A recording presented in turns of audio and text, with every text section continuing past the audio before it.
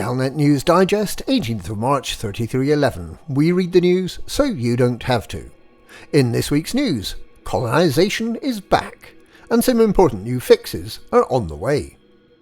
The Distant Worlds 3 people want to colonise Orion, and there's a new, improved Hutton Orbital for the most dedicated pilots to visit.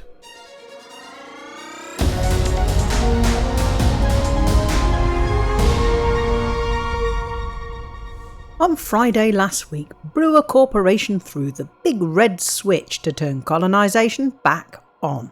Commanders can once again claim new systems from the system colonisation contact, deploy the beacon and haul significant amounts of commodities to establish the system's primary port and make the system forever theirs. Just why the system colonisation contacts were asked to take a 2-week break remains mysterious. However, it may be significant that the starport that had recently been built in the Col 285 sector OH-FB26-8 system has been removed without trace, and the system marked permanently off-limits to colonisation. The Pilots Federation, which has been working with Brewer, says it will tomorrow dramatically increase the capacity for data transfer between commanders' ships and the server farms on Founders World to make sure the colonisation contacts never again have to be told to stop issuing new permits. Brewer is said to be working hard to resolve the most serious problems with colonisation. In addition to increased server bandwidth, several other fixes will be deployed tomorrow. Probably the most significant fix is to free up systems that had become marked as unsuitable for colonisation. These systems always reported system claim unsuccessful, even when they were actually suitable. It may be that the first time a commander tried to colonise a system, it was temporarily unsuitable. For example, a fleet carrier part where the primary starport needed to go. And because of this, the system has wrongly been marked as permanently unsuitable.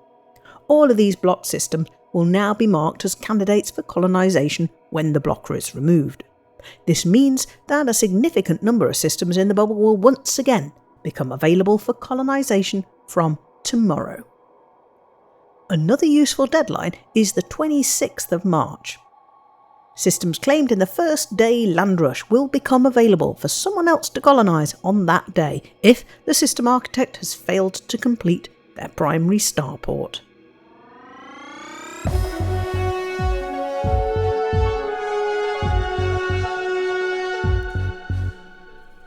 There are many groups of commanders working to build a string of starports out from the bubble towards something interesting.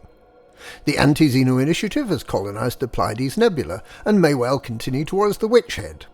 Canon Interstellar is heading doggedly up the Z-axis towards Polaris, leaving a trail of stations that only export bio-waste. And the back from retirement veterans of Distant Worlds 3 are no different. Prior to the start of their next expedition early next year, they want to build the expedition's starting point, far away from the bubble in the dust clouds of the Orion Nebula, possibly somewhere near the PMD 2009-48 system, where Aegis and Azimuth battled to become the primary anti-Xeno agency back in June and July 3307. The Explorer's plan is to create a new colony immune to the politics of the bubble, something similar to Colonia before the expansion initiative that brought with it all the political and social issues the original colonists had been trying to escape. It'll be the launchpad for the next expedition, but it'll also persist and evolve as a convenient place for explorers to hang out and swap tales of that exciting new cactoida they found 2,750 light-years further south. To do this, a chain of colonies must be built from the nearest available system with a system colonisation contact. It's going to take a while, but the Distant Worlds 3 people are in no hurry. Their deadline to get the new Distant Worlds home system operational is the end of the year, which will mean colonising roughly 60 systems at a rate of 2 per week. That may sound like a lot of work, but in terms of finding the silliest way to do things, the Distant Worlds 3 people could learn a lot from the Hutton Orbital truckers.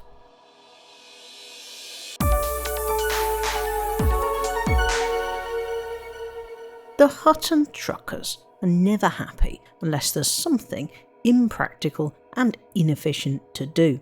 They made their name by basing themselves at Hutton Orbital, an outpost 0.22 light-years from the jumping point at Alpha Centauri. It used to take more than an hour in supercruise to fly to Hutton Orbital and claim your mug, gin and imaginary anaconda.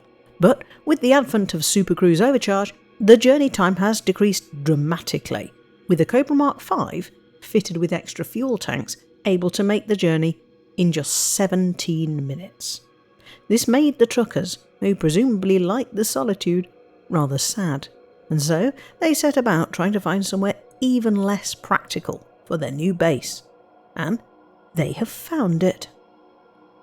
The new Hutton Orbital, which is helpfully also called Hutton Orbital, is in the Dabby Major system, a system possibly better known as Beta Capricorni.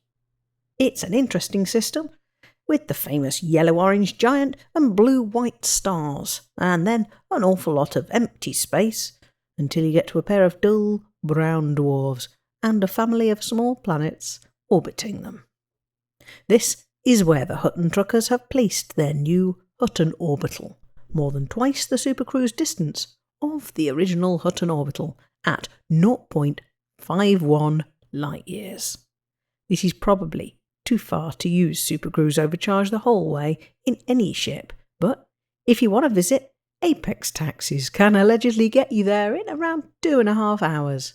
We gave up trying to get there, so these are some pictures of the original Hutton Orbital instead.